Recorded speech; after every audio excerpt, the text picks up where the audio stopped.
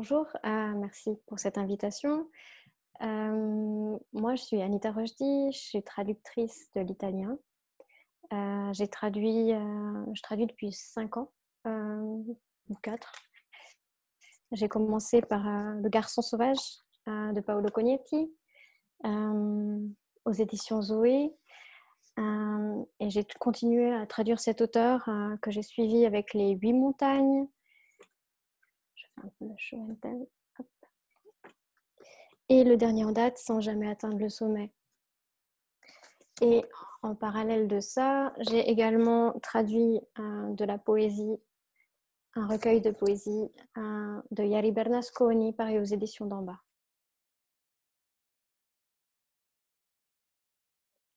On sort du roman.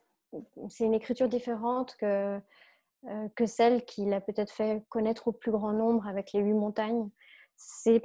On est plus proche du style du Garçon sauvage, on retrouve cette écriture du réel. Et pour moi, le principal enjeu de traduction, c'était cette fois de le suivre dans un endroit qui m'était étranger. Donc son écriture m'était familière, son regard aussi, je sais ce qu'il cherche un petit peu ou ce qu'il a déjà vu et ce qu'il transpose quand il regarde une région totalement inconnue, parce qu'on est quand même dans le Dolpo, on est à la frontière du Tibet, et sur les traces de Peter Mathieussen, donc qu'il a lu et relu. Donc moi, j'avais non pas un livre comme lui il avait Le Léopard des Neiges, moi j'avais 2 livres pour découvrir cette région et pour trouver les mots justes. Et, et tout était justement dans ce mot juste. Paolo Cognetti est un auteur de la précision. Là, il s'agit vraiment de la description. Et dans la traduction, quand on traduit la description d'un paysage qu'on n'a pas vu, on est très dépendant de l'auteur. Et c'était un enjeu de précision et de se laisser porter par cette écriture. Et c'était très nouveau pour moi. Jusqu'à présent, j'avais choisi de le traduire pour l'univers et les thématiques qui étaient les siennes dans Le Garçon sauvage et Les 8 montagnes.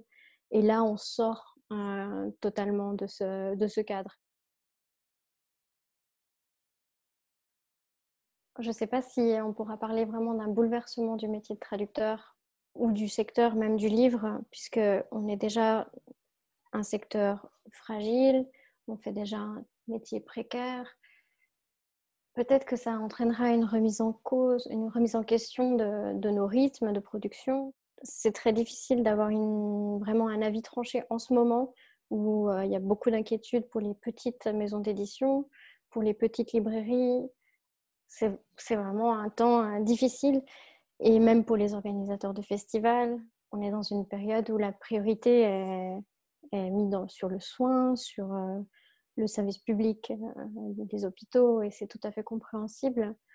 Après, il y a tout l'écosystème et tout ce qui nous fait vivre et vibrer qui doit être préservé, mais on ne sait pas comment ça va se passer. Je n'ai absolument aucune idée. Pour le moment, vu que nous, en tant que traducteurs, on travaille toujours un petit peu en décalage, c'est-à-dire qu'on ne ressent pas tellement cette crise. Actuellement, on a des contrats, on a du travail. Il y a juste des livres, par exemple, qui sont traduits, qui ne sortent pas. C'est très frustrant d'avoir quelque chose de terminé et de ne pas savoir quelle fin il va faire, comme on dit en italien. Et on veut toujours le meilleur pour chaque livre, et l'attention, elle n'est pas là-dessus pour le moment. Il y a beaucoup d'éditeurs enfin beaucoup, je ne sais pas en fait. Quelques-uns des indépendants qui se refusent à sortir des nouveautés en mai, par exemple. Aussi pour laisser de la place à ceux qui sont sortis avant, pour pas qu'il y ait cette surproduction du livre qui est assez problématique avec la rentrée de septembre notamment. Si on pouvait étaler tout ça, revoir les rythmes, ça pourrait être bien, mais il ne faudrait pas que ce soit que les petits éditeurs, les petites librairies, tout ça, soient sacrifiés à cause de ça. C'est l'incertitude.